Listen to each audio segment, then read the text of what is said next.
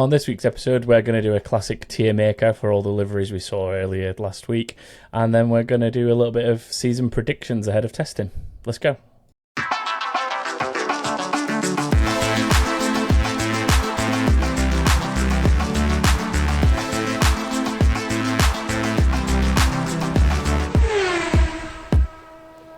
Hello everyone and welcome to another episode of Back of the Grid. I'm your host this week, Tom, and I'm joined as always by Chris. Evening.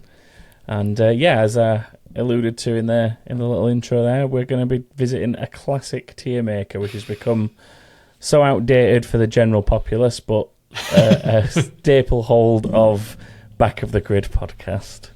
We're going to look through the liveries. I mean, some of you may have already seen our little video that we did from reacting live with our Discord, which was an interesting little way to do it, wasn't it? I think fun way to do it. Yeah, it was fun. It was a better show than I think we expected it to be. Yeah, it was still a long 2 hours, especially when there was like 7 straight minutes of DJing. But yeah.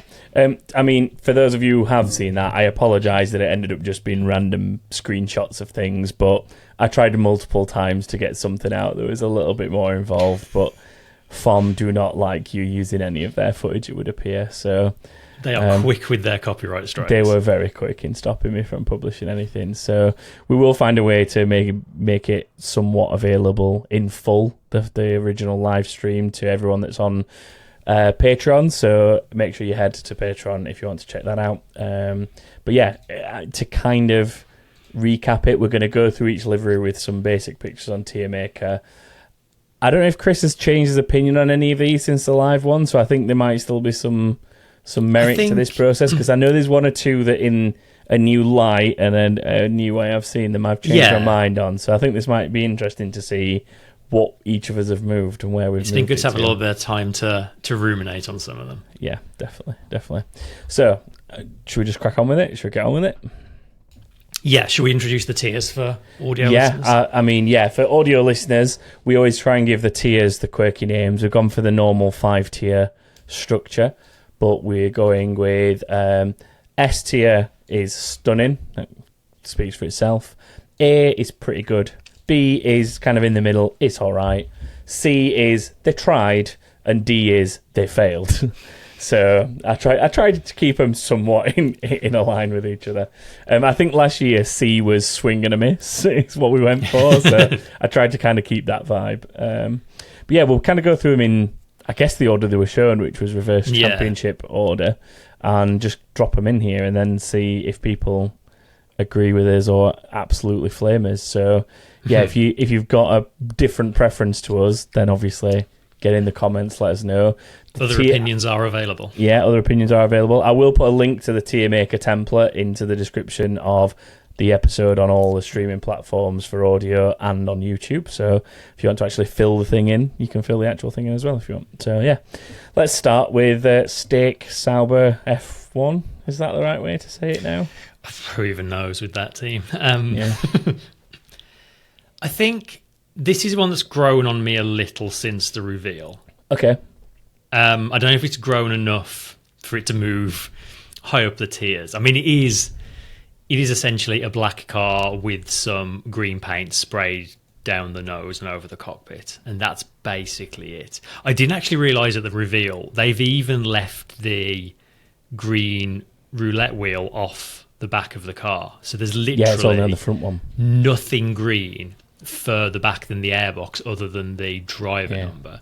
Like, I feel like if they did this design but had the green wheel rim, maybe had some green on the rear wing, it might have a bit more going for it. As it is, it's pretty basic, isn't it? Yeah, I mean, they had one of the better liveries, I think, last year. There was a little bit more going on with it last year.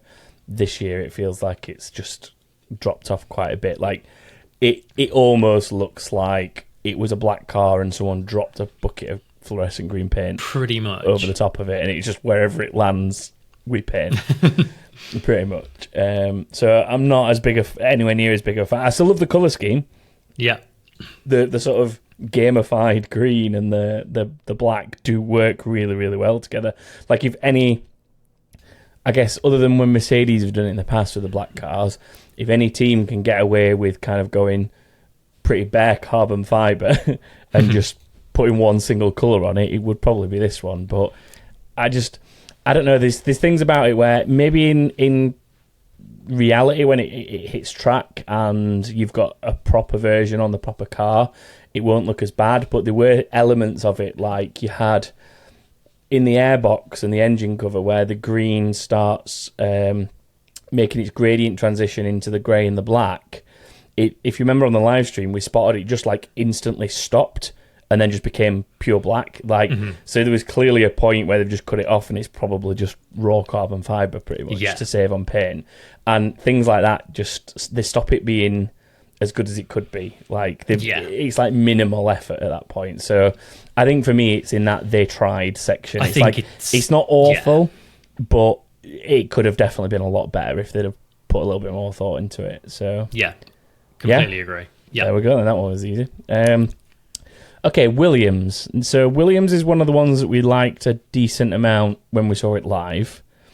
I've seen it a couple of times in a couple of different pictures, and I feel like I've seen differences. Like in some pictures, it looks solid blue, and in other pictures, it looks like there's almost like a camo pattern in the blue. And I can't work out which one is legit, and if it's just a lighting thing, or if it's like a trick of the light, or if it's that there is actually a pattern into it, or if it's like some of these photos where they've got the tons of fluorescent lights above it are causing an illusion of a pattern. I think it might be, to be honest. Like from what I've seen, for the most part, it does appear to just be dark blue at the front, lighter blue at the back, gradient in the middle, which in many respects quite similar to the Sauber, actually. Two colours, gradient between them. Much better executed. Obviously, it's still got the Duracell airbox, which is millions of bonus points because that's the best bit of branding in all of Formula One. I like it. It's simple, but I think it's since Williams have kind of had this new sort of identity, this leaning into the blue team identity that they've had over the last 3-4 years maybe. I think this is probably one of, if not my absolute favourite of them. It's not spectacular. It's just a well executed, simple livery, I think. Yeah, I mean, I feel like I liked it a lot more during the presentation, but that was maybe just because it followed up the half-assed attempt from Sauber, and I didn't know what else to expect. And it is different to last year's in a few respects, I guess. But I mean, admittedly, I feel like I preferred last year's that had a little bit more black in it. As weird as that sounds when we talk about, like, I don't know, I just feel like there's a little bit more to it. I'd still put it in pretty good. I think I'd still put it in the pretty good tier. Yeah. Because there's not a huge amount you can do with blue, and they've done quite a lot with essentially two-tone in a single colour car. But I'd put it in pretty good if you wanted it in pretty good. Pretty good, yeah. I can go with that. And I think that, to be fair, I think that's where we had last year's car from memory. Is in that kind of A tier. So there you go. And you can't beat a car with a Duracell battery in the airbox, to be fair. That's like that's like one of the most well executed bits of that entire car is so the Duracell airbox. Always will be. Long may it continue. Yeah. Okay, so Haas. I think Haas is going to be an interesting one because it's weird. It's like it's 100% a Haas. They're not doing anything drastically different to last year, but it is also at the same time completely different from last year's, because bearing in mind last year's was a black car with red wings and white trim.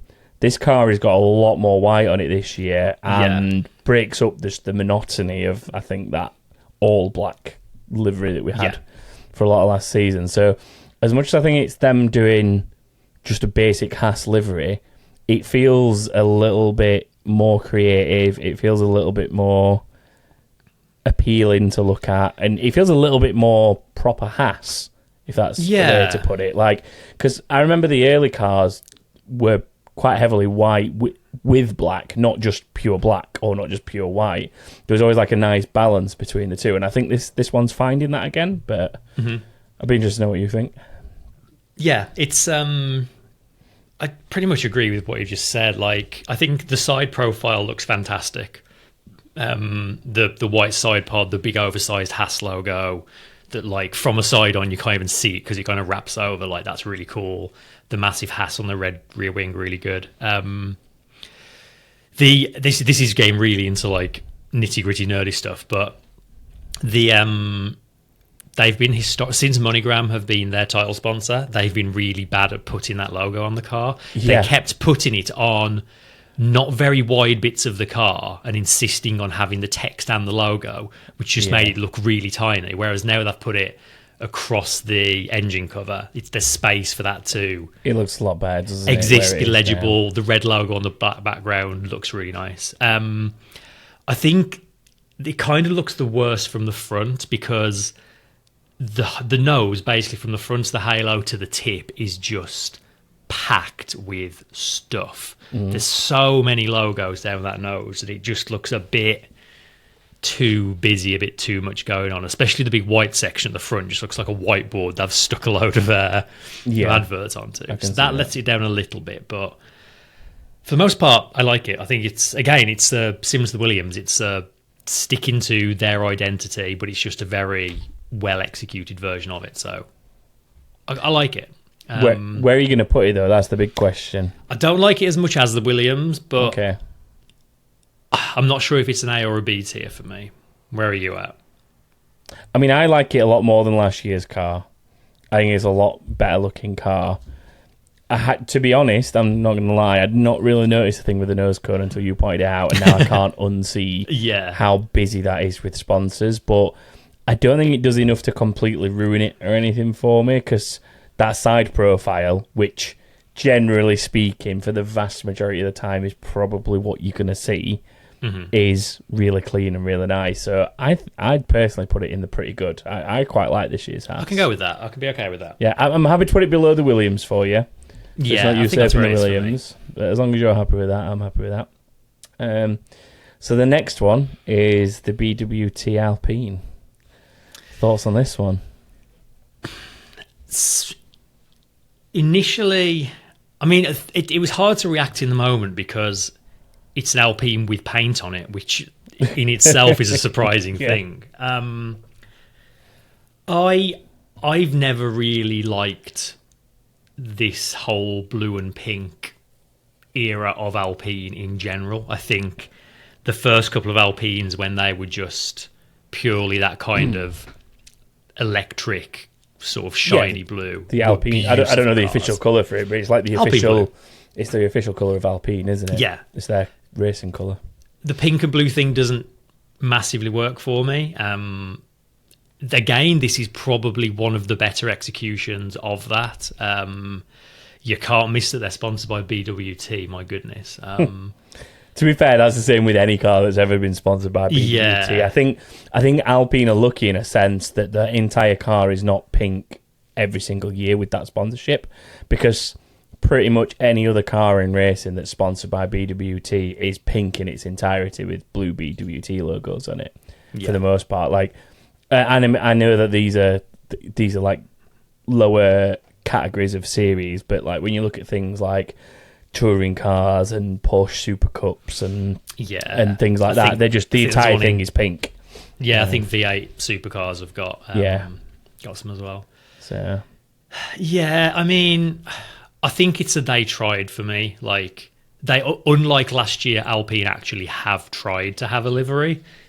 It doesn't really land for me personally. Okay, I'd put it better than the Sauber one after putting the two side by side, because I think that there's a lot more effort gone into this year.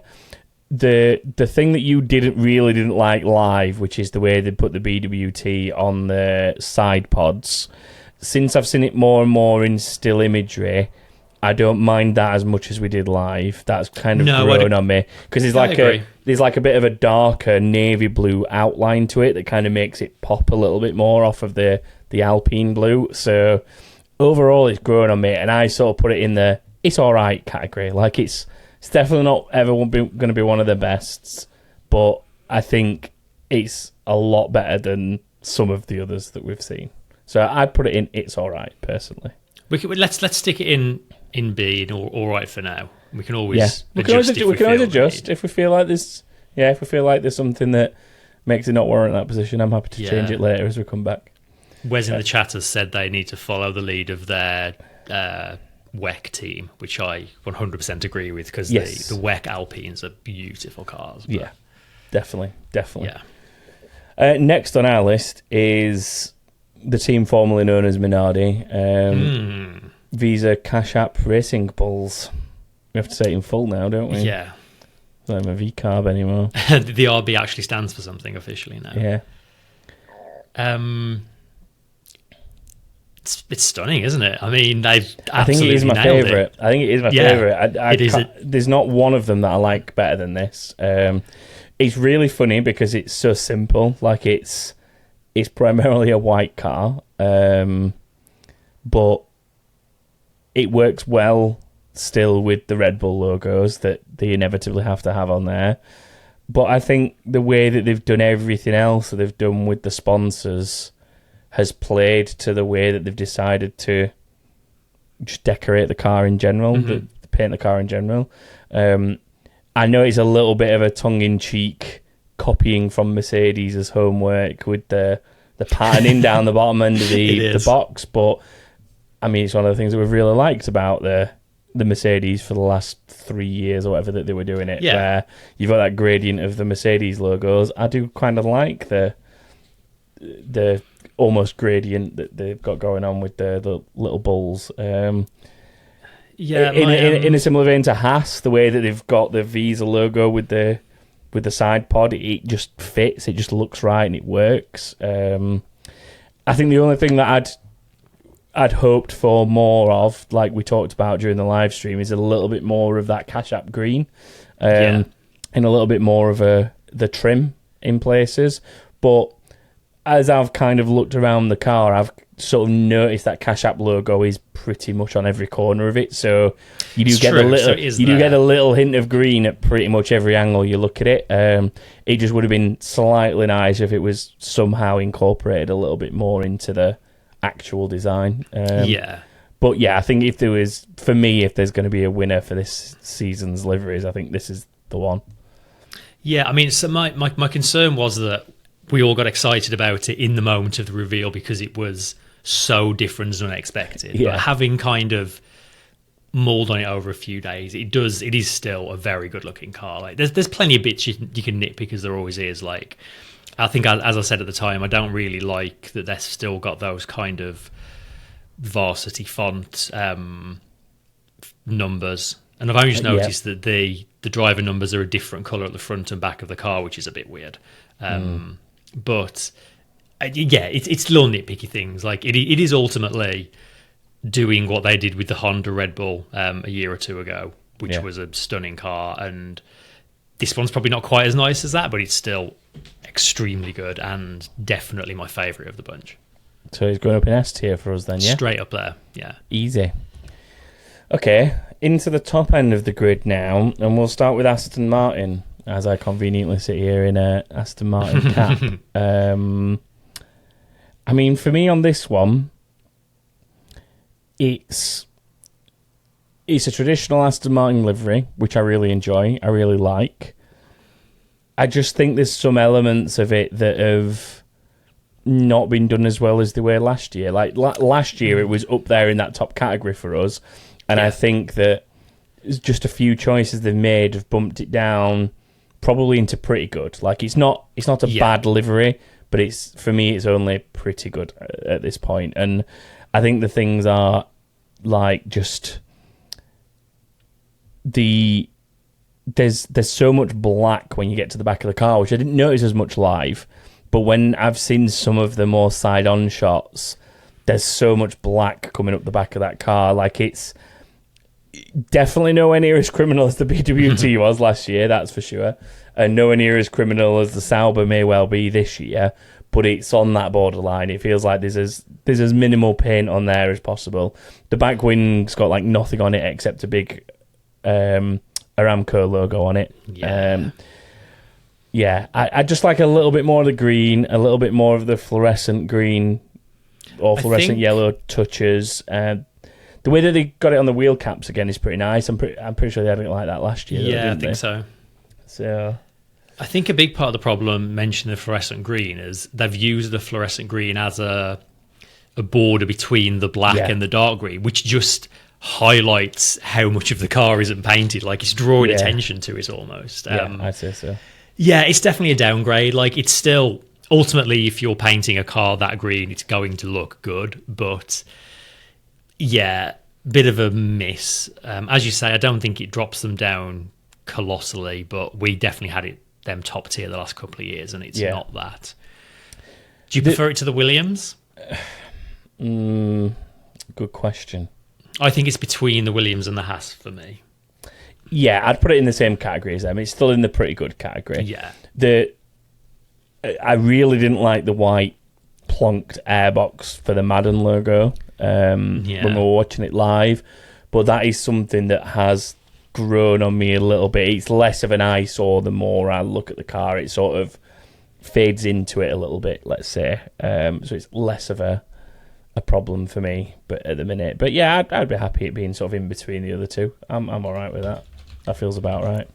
I just realised I never actually looked up what that Madden is. If you can Google them and find an answer without bringing up constant results for the NFL franchise game. I've also only just noticed that it's spelled differently. It's double A instead of double D. Oh yeah, it's Marden, isn't it? Yeah, it's actually got an apostrophe in between them when you look them up. And that actually shows how ingrained in just global culture Madden actually is. It really does. The fact that we've seen Marden, or however it may be supposed to be pronounced, and we've instantly both read it as, oh, that's Madden. Is Madden like the football games?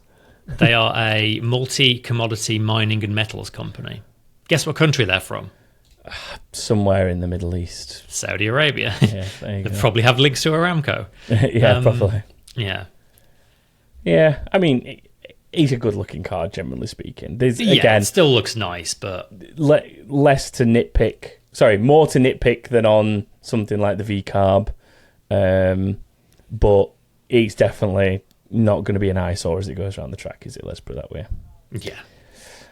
So let's talk about one that I think might be a little bit controversial for us both, and that's the Mercedes. There's something really interesting going on with this Mercedes, because You think? we noted at the time that the red of the airbox has disappeared. Mm-hmm. But does that not look to you like removing the red from the airbox was a very late change? Like, they already had all the renders and the show car there with the same Ineos red on the airbox, and something behind the scenes changed last minute, and they had to just change it to silver quickly. Like, the car still has Ineos on it, but it's Not such to the a same big, extent. obvious sponsor that suddenly disappeared. Yeah. There's definitely something odd going on behind the scenes there for sure. Like, Mercedes and Ineos had to, like, officially say that no, they are still on board, they are still a sponsor kind of thing. But yeah, there's something weird going on there. The only other thing I could think is maybe somebody else was supposed to be there and they've like roached on that deal at somewhat at the last minute or something. So I wouldn't be surprised if by Australia or early in the season there's something on there and they announce some kind of new.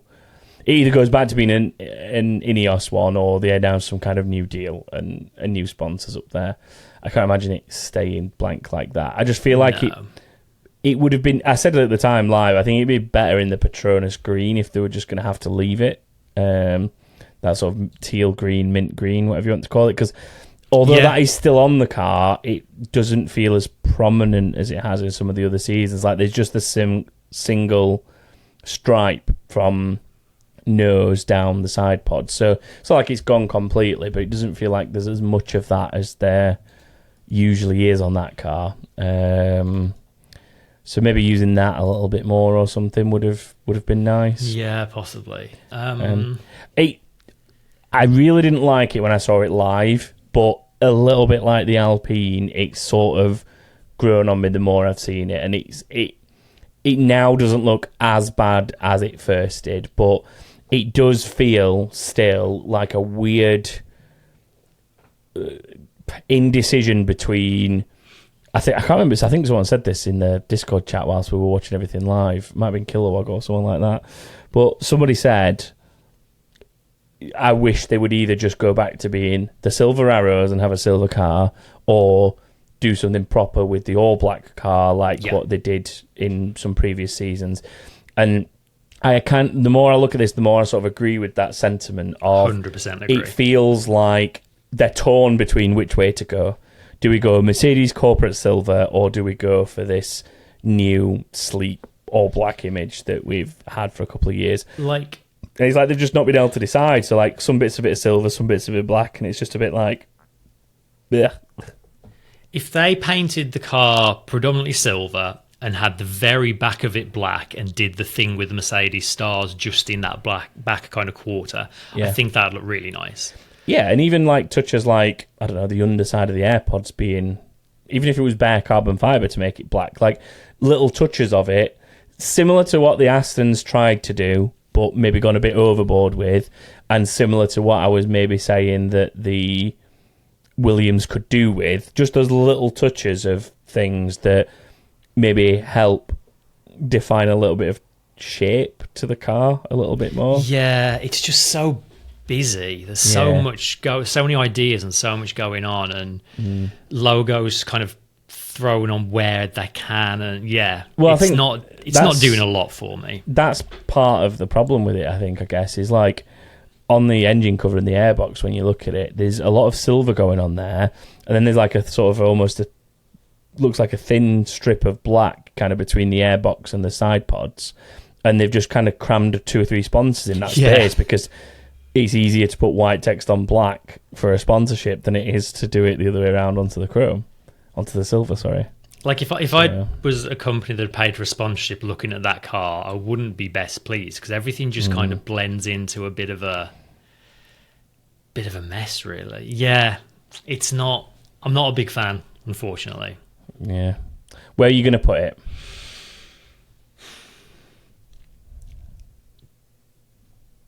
I'm trying to decide if do I dislike it enough to put it in C, is the question I'm asking myself. I think that's the question you need to answer, because I feel like I know my answer for this. Where are you at? So I'm in the same place as I was with the Alpine of, I think once it's on track and I'm seeing it regular and I'm seeing it in like proper daylight and racing conditions, it'll look fine. And I think it's easier to be hypercritical of it through the studio shots, because you're not always seeing the true visual of it, I think. Yeah, so that's true. I think I'm in the same camp with this as I am with the Alpine, basically. It's all right. It's definitely not the worst livery we've ever seen. There's definitely worse liveries on the grid this season, but it's also like nowhere near being a good livery compared to some of the others that are out there. We'll throw it in It's All Right then. Okay, it's all right. That's good. Discord have shared a link to a story basically saying that Ineos reported looking to reduce their investment in the team. So yeah, I suspect this was like a phase out, a recent thing, a late decision kind of situation. Yeah, I mean, we've made jokes about the Manchester United connections, so it wouldn't surprise me if it's somewhat related to that. Okay. The car that never changes that much, if at all, is the Red Bull. Now, last year we just sort of put it bang in the middle, like what we've just done with the Mercedes and the Alpine. Reason being, it doesn't really change that much. I mean, it's not a bad-looking car. It never is, really, but it also doesn't change much. It's a really nice livery that everyone's bored of seeing. Yeah, but the weird thing is I think that the other top teams have been kind of that boring about their cars that, as I joked kind of as part of the live reveal show that we did, Red Bull is potentially the best livery of the top 4.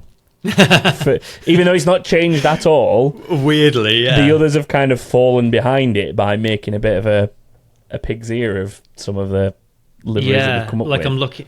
I'm looking at this like next to the other ones. Like I definitely like it more than Mercedes and the Alpine. Okay. So it's definitely going in at least the top end of It's All Right. Yeah. I think I prefer the Williams and the Aston Martin. the Haas. I'm not sure. It's in the middle somewhere, isn't it? Though it continues to be a pretty good. Well, I mean, I just said the word "pretty good," so maybe it is. I mean, generally speaking, it is a pretty good-looking car. Yeah, it's just that normally there's so many more that are more adventurous and nice looking. So maybe it's like the bottom end of pretty good, or the top end of it's all right. I don't know. Maybe. I'm really on the fence. It's top of B or bottom of A. Right. Let's put it. Should we put it at the top of it's all right for now? Because it's definitely above the Mercedes, but I don't think, because it's not any different to whatever it's been before, it's not really going to compete with the other ones that have put in some effort. So let's put it there, because I've got a point to raise, which is obviously we're coming to Ferrari next. And depending on where we put Ferrari, we might need to shuffle some of these around anyway, depending on where this goes. Because Ferraris, I absolutely hate the thing live. I absolutely hated it live.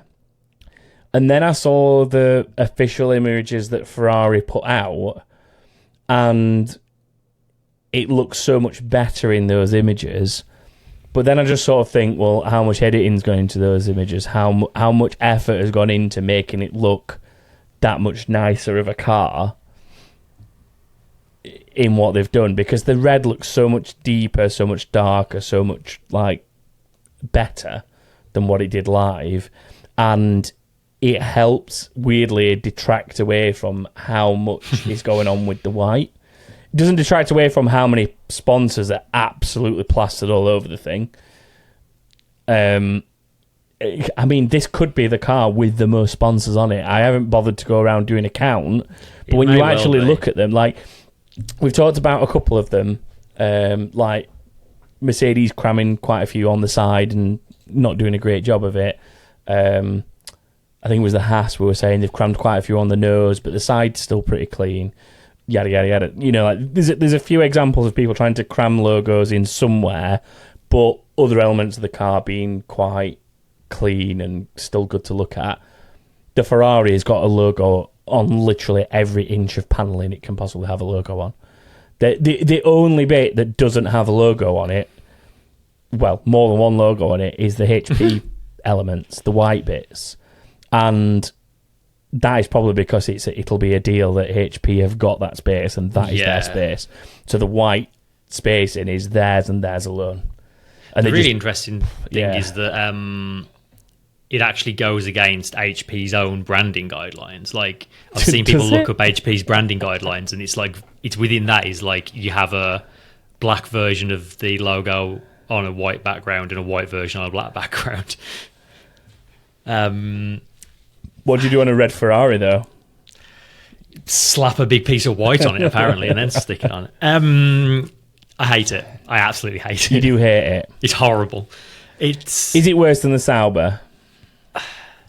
Because this was the weird scenario I was going to pose to you is, if it's the same as a Sauber, I think we need to drop them both down into they've failed. We can't have a tier list when nobody has failed, when we think what we do about this Ferrari, right? So it's either worse than the Sauber and it's in the they failed bottom tier all on its own, or they're both down there together. It's as bad as the Sauber, just for different reasons, and they're both down there, which maybe means we can distribute what's going on.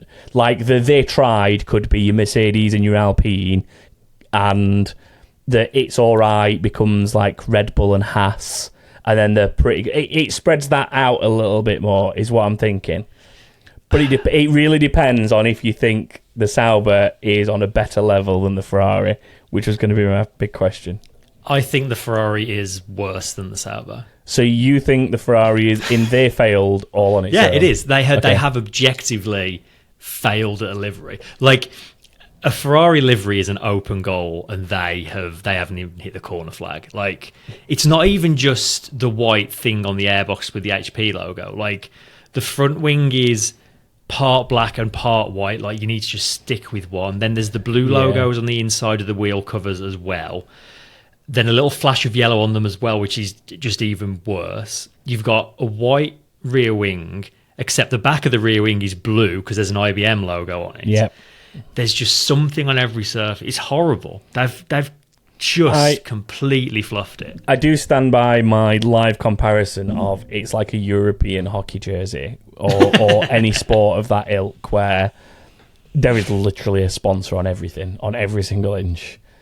And it is the only car that's doing that. Like, yes, there are other cars that have got a lot of sponsors on them in certain places, but none to this extent. And like I said before as well when we watched it live, I don't know if this is a symptom of like Hamilton syndrome, like Hamilton's gone there, so everybody wants their name associated with that car to be on the overalls of that guy in his first season at Ferrari. I think there's an element of that, but they've got to learn when to say no, that like enough's enough, right? Yeah. But I mean, maybe there's some that Hamilton's personally in contracts with that they've had to bring over. I've genuinely not studied it close enough to You've work out. You've not gone into the brand deals for every sponsor on the Ferrari. I've not studied it close enough to work out how many brands on this were on the Mercedes last year, for example. I just can't be bothered. I'm a big Formula One fan, but I don't care that much. So, yeah, I mean, I'm happy with that being down there. I knew it was going to be down there. It's just whether or not it was as bad as the Sauber. I've just seen Jose in the live Discord chat linking some examples of the previous few cars. So, like, the last 2 or 3 with the black are really good. Good. And then you've got that weird Mission Winnow one where it was with like green on the wing, on the top wing, on the shark fin, whatever they call it. I think this one is slightly better than the Mission Winnow one. Yes, that's the nicest thing I can say about it. Yeah, but it is weird. Like when you look at those comparisons, to be fair, you can see how much darker it is with what I was saying. It is, yeah. It's so much darker red. But again, I don't know if that is the way that the official photography has been edited. I've not seen proper footage of it on track, admittedly, but no, I think it definitely is a deeper red. I mean, if they had taken last year's livery and just made it this red instead, it would have just been everyone else can go home. Like that's game over. Yeah, massive fumble. Yeah, maybe Santander were just paying a lot of money for Carlos, and they've just had to recoup it with like a million sponsors. Because that was one of the biggest sponsors on the last few cars, the Santander. Have they gone with him to Williams? I don't know if they're on the Williams, but they've gone from Ferrari now because of that. Yeah, or are they no, I think they're a personal sponsor for Carlos, so maybe it'll just be on his car or something. But yeah, they've certainly moved. Yeah, because the last time that they were at Ferrari was when Alonso was there, which will be for similar reasons that Carlos was there, but a Spanish sponsor. So. It's on the Williams. I can see it. It's a smaller logo, but it is there. Yeah. Right. So that leaves us with one, and that is the McLaren. In true Red Bull style, in true Constructors Champion style, let's just do the same thing again, pretty much, I think, with this one. I've seen a side-by-side, and it is, again, sponsors aside, it's identical. I mean, the main sponsors are basically identical, aren't they? The Chrome sponsorship, more or the less, OKX. There's a number of sponsors like that are basically the exact same as they were by the end of last season. I mean, there's elements of it that are still nice and kind of got that little bit of quirkiness to it, like the way that they use the Google colours on the wheels, on the wheel covers. I do like the diagonal stripe that's a nod to the heritage livery. I just feel like we could have done something a little bit more different with it. But they've done absolutely nothing to it. Yeah, I think it has to go next to the Red Bull it's a fine livery that they've done nothing with. Yeah. I don't know if I like it better or... I actually think I like the Red Bull more, to be honest. Like, I already didn't like this livery last year, and they've not changed it, so... That's weird, because do you know where we had it last year? This might have been through debate between me and Stu, to be fair. I think I was outvoted last year. It was up with eye candy last year. Yeah. So for context... I don't think anybody has held the same position as they did last year. Mm-hmm. Literally nobody has. Everyone has either improved or... Oh, no, I lie. Williams. Williams is the only team that has maintained its ranking from last season's liveries. They were in that second tier in last season. Everybody else is either up or down based on the previous season. Yeah. Oh, actually, no, I lied. That's good. Sorry, I've lied again. Red Bull, but that's because Red Bull's always in that middle tier because it never Yes. changes. It's been fine for as long as you've been doing it, but let's see something different, which is why I guess McLaren are now there. They've done the same thing. So That's good, though. I'm glad that things have moved around and that teams have actually changed things. Yeah, there's definite change in there. Some more drastic than others. Some for the better, some for the worse. But at least there is change. At least it's not a completely stale grid of liveries that are always exactly the same. So there is that. Right, well, I guess get rid of the tear maker now, haven't I? Get rid of that. We've done with that. Predictions, Chris. We normally do a little bit of a sort of pre-season prediction game every year, don't we? Do you pre-testing even. Do you want to run through what we're going to do with this? Yeah, so we always do some kind of just predictions that we made up about just things we think are going to happen. But I think this year, I mean, we always talk about how well we think teams are going to do. So I think we're going to put our money where our mouth is and actually predict the top three in both championships. But then we will still do our kind of off the dome, increasing weirdness ones that we like to do as well. Should we maybe start with our third places and then work up to our winners then? Yeah. So who have you got for third in the drivers? In the drivers, Yeah. I have a young man from the Southern Hemisphere who I think is going to have somewhat of a breakout season. You notice I'm delivering it in a way that could mean more than one driver. It could. Who do we think it is? It's Oscar Piastri. I'm being boring. But it's Oscar Piastri. Okay. Piastri's not in my top three, actually, so that's really interesting. We've definitely gone very different. My third place, I have gone for someone at the other end of the age scale on the grid. I'm going for Lewis Hamilton. Oh, I thought that might have been Alonso then. I thought you might be not quite Alonso. that old. Alonso curveball. Okay. So I can already see how your constructors is going to differ to mine. Yeah. I can see where your constructors title is going to differ to mine. Do you want to do third place in the constructors now, or do you want to finish doing the drivers? How do you want to approach this? Let's do the drivers first, and then Okay. the constructors will kind of be dictated by that, I suppose.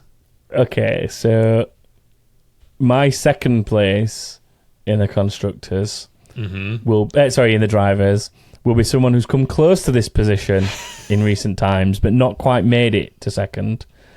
That's Max Verstappen.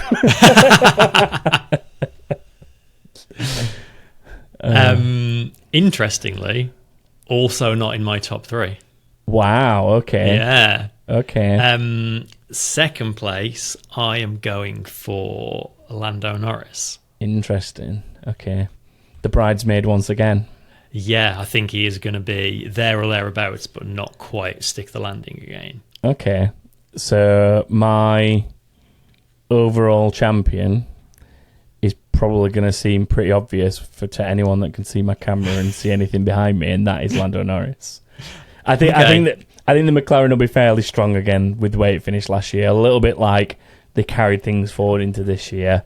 I can probably see it being one of the better cars and both those drivers getting in this top three. And maybe doing enough early in the season this time around to keep that title fight honest and maybe take it this time.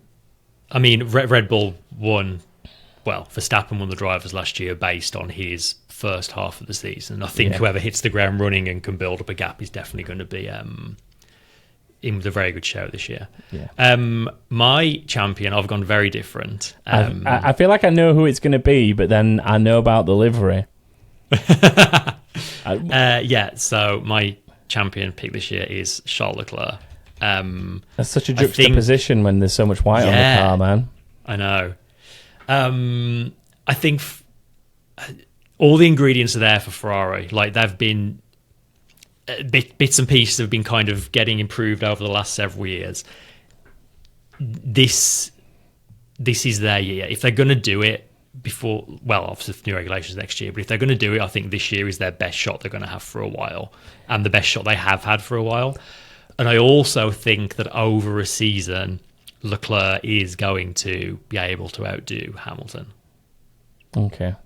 I'm thinking slightly differently to you with Ferrari. I think that there's going to be a slight drop-off this year after what was decent performance last year. because I think there's going to be an element of focusing a 2026 regulations car for Hamilton and Leclerc specifically to be able to really go at it. So I just get a suspicion that this year might not be as good as it should be because of a change in direction of focus. Yeah.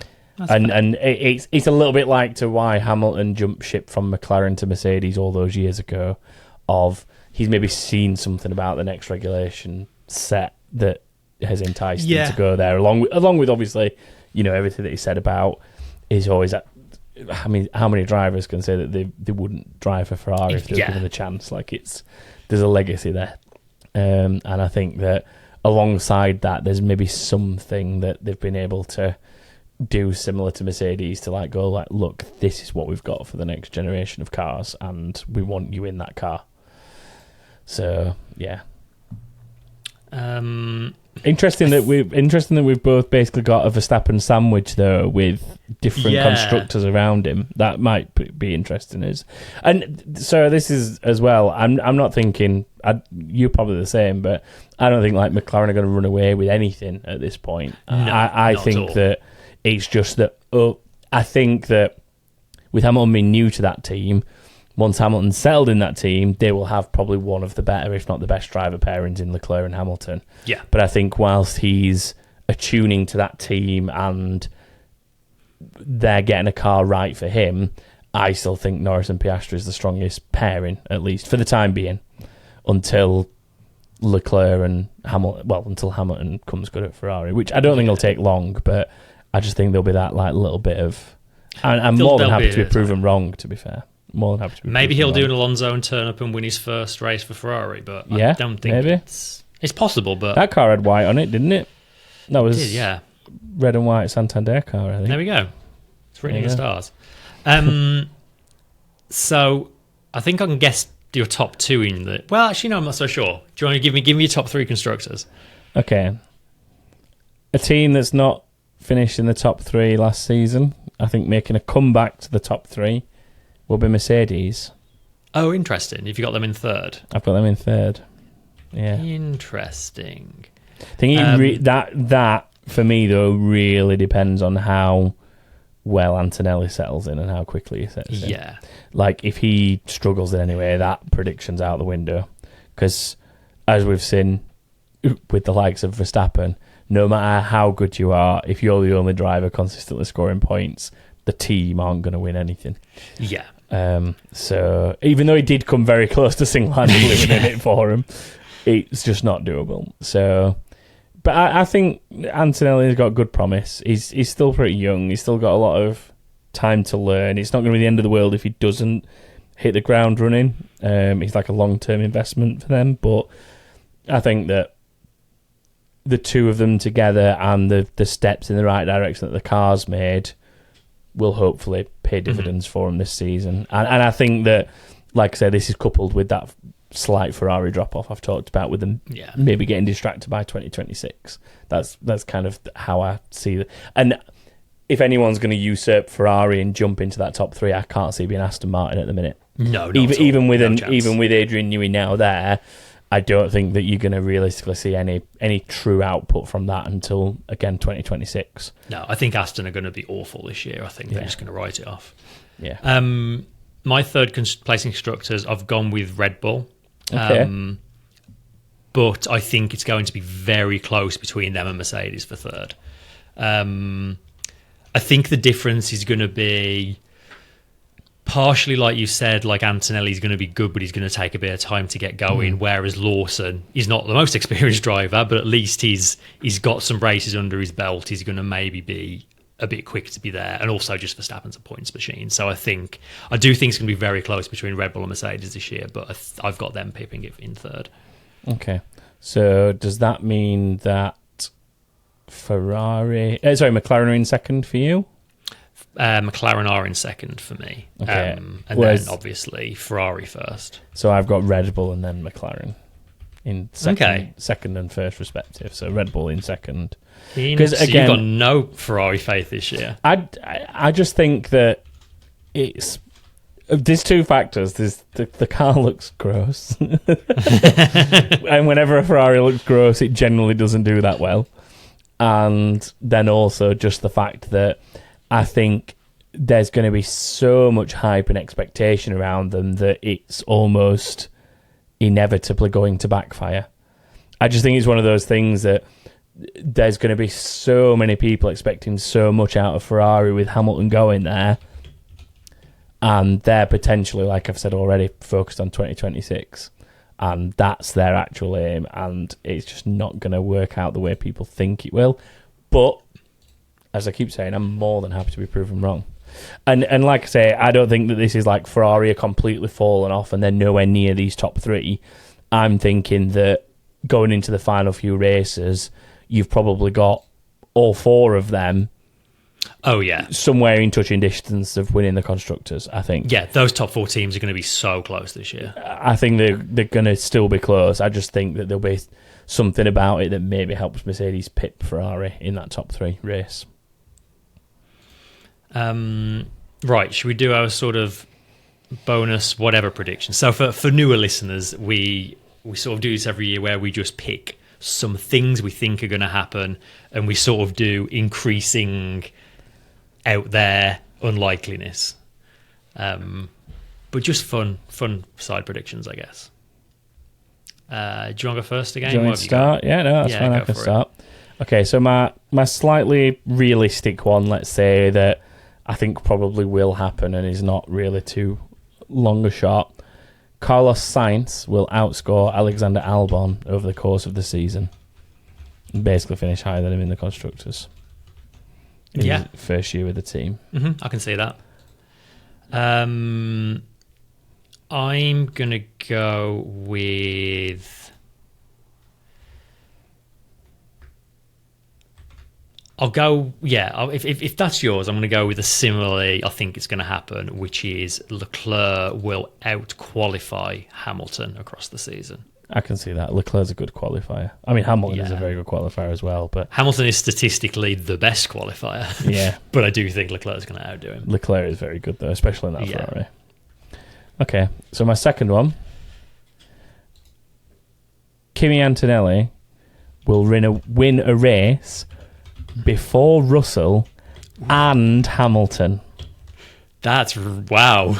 So Antonelli will win a race this season before his current teammate and before the guy he replaced. Nice. That's a bit of an out there one, to be fair, but I'm why not make these fun? I like it. I can definitely see Antonelli picking up a win this year in the same sort of way that Russell picked up a couple of wins last year, like slightly circumstantial, make a good call kind of thing. I could see him winning for sure. And just to point out as well, that's my middle tier one, so wait until you hear my top tier one. Although actually I think the top two I've got could probably be easily swapped around. So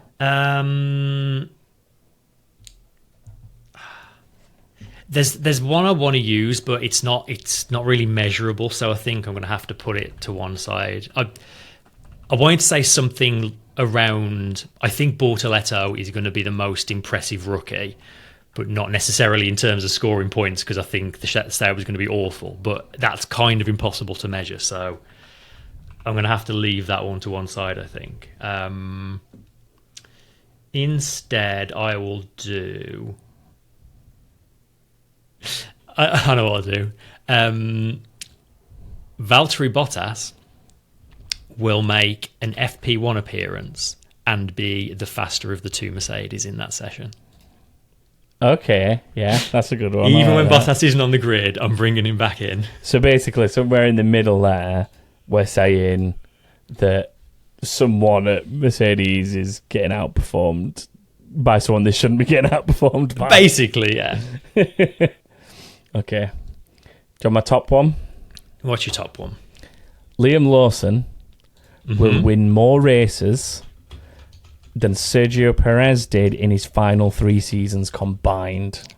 Wow. That's not as big a number. That's not as big a number. Yeah, I was going to say. That's 5. What? 5 wins. Okay. That's still a big ask to score that many wins. Yeah. It depends. I like but that. A lot. that's like my really out there one.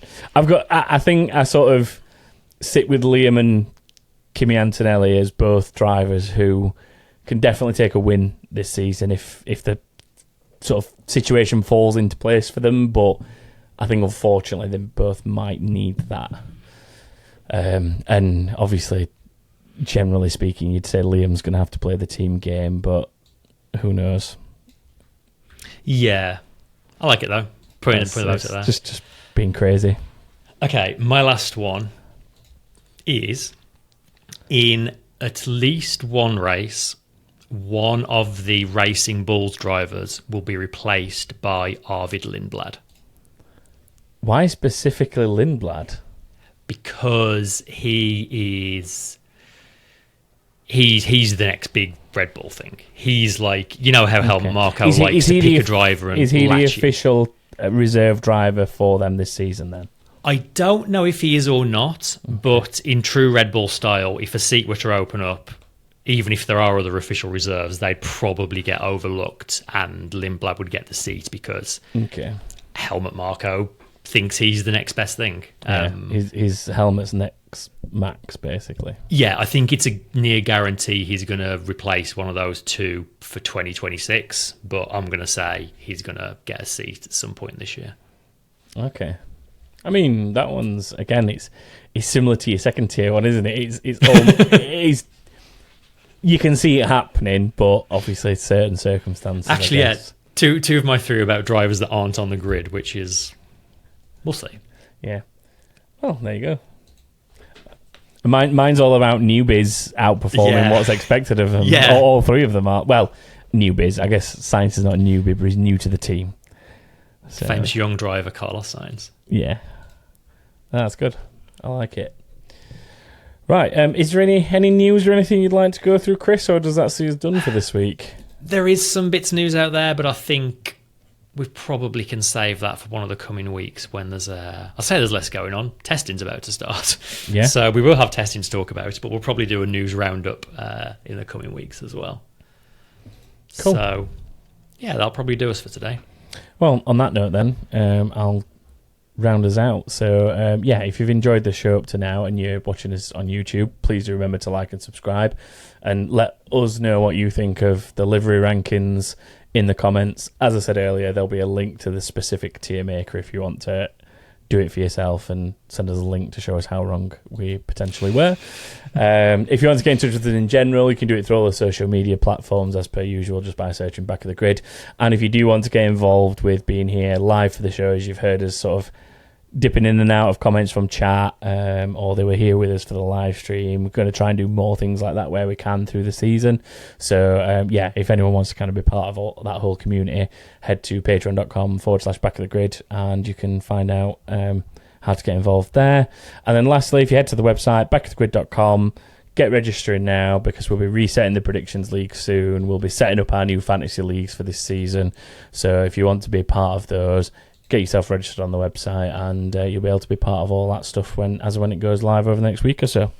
So yeah, that is it for us this week. Thank you very much for joining us, and we'll be back after testing, I guess, to do a little bit of a recap of what's gone on there and see how bad these predictions are already faring, I think. So we'll see you then. Goodbye, everyone. Bye, everyone.